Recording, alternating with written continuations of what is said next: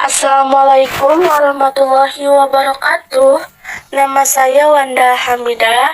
Saya dari kelas Ilmu Politik 5B. Izinkan saya untuk memaparkan review artikel mengenai Partai Keadilan Sejahtera (PKS) menolak realisasi pemindahan ibu kota. Publik merasa diprank Bapak Presiden. Di sini saya akan membuka dengan membaca ayat Al-Quran mengenai Partai Keadilan Sejahtera, yaitu Quran Surah Ar-Ra'd ayat 11, yang artinya, sesungguhnya Allah tidak akan mengubah keadaan suatu kaum sebelum mereka mengubah keadaan diri mereka sendiri. Metode ini menggunakan metode kualitatif dengan positivisme. Partai Keadilan Sejahtera atau yang lebih dikenal dengan PKS merupakan salah satu partai politik di Indonesia.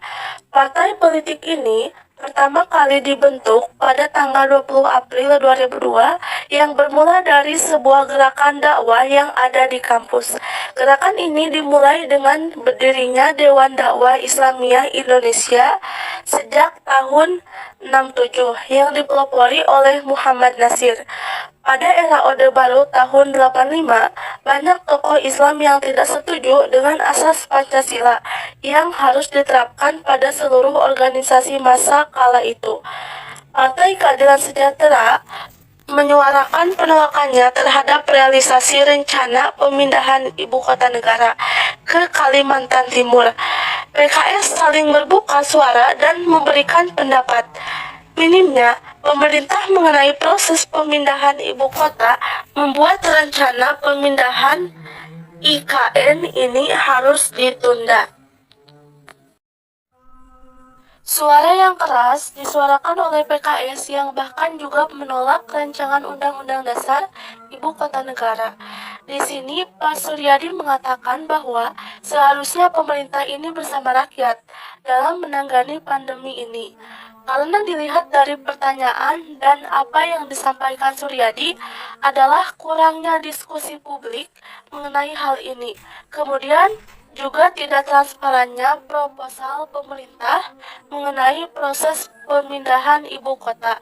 Jadi, memang betul, dari awal pihak, Suryadi yaitu seorang legislator dari Komisi 5 DPR Republik Indonesia sudah menyatakan penolakan terhadap ibu kota negara ini.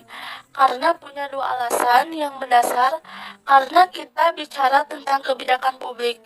Kebijakan yang sangat strategis pertama dari sisi prosedurnya, substansi, dan juga legalitasnya. Karena ini kebijakan yang sangat strategis, kemudian dari sisi yang kedua dari sisi substansinya.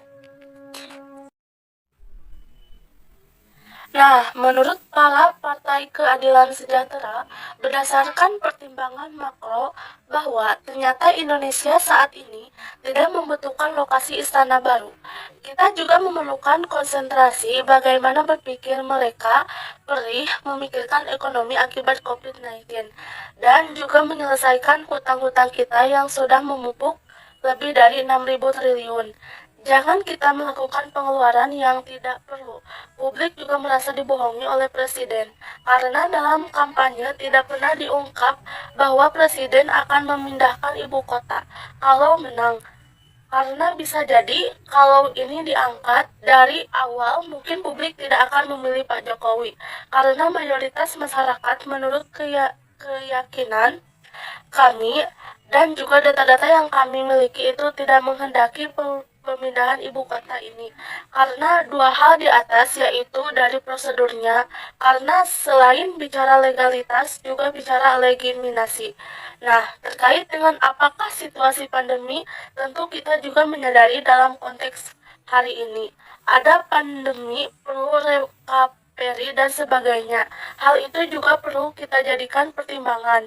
Maka terkait dengan apa yang disampaikan oleh Pak Suryadi maupun oleh Mas Burhan terkait dengan minimnya debat publik, minimnya sosialisasi dan sebagainya, dan juga nanti kekhawatiran terkait dengan soal anggaran dan sebagainya.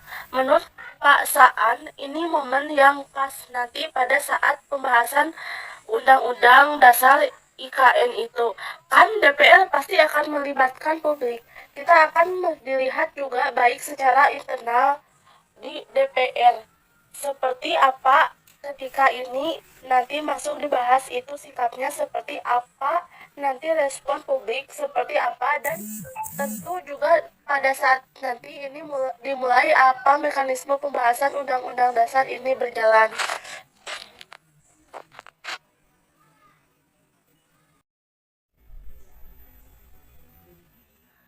Jangan lupa misalnya soal undang-undang dasar Cipta Kerja dan waktu itu belum tuntas isi publik tetapi DPR sudah mengetuk palu terlebih dahulu.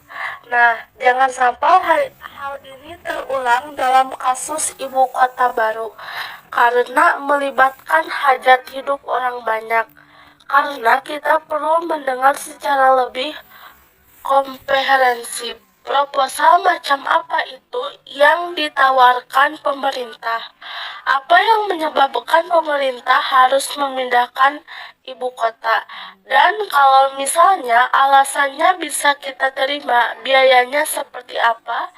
Dan bagaimana proses multilusnya? Jadi, banyak PR yang belum dijawab oleh pemerintah. Nah, ini yang Mas Burhan dan rekam yang ingin didengarkan.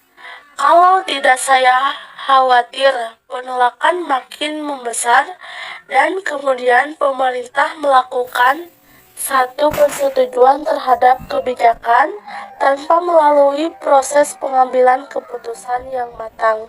Terima kasih. Wassalamualaikum warahmatullahi wabarakatuh.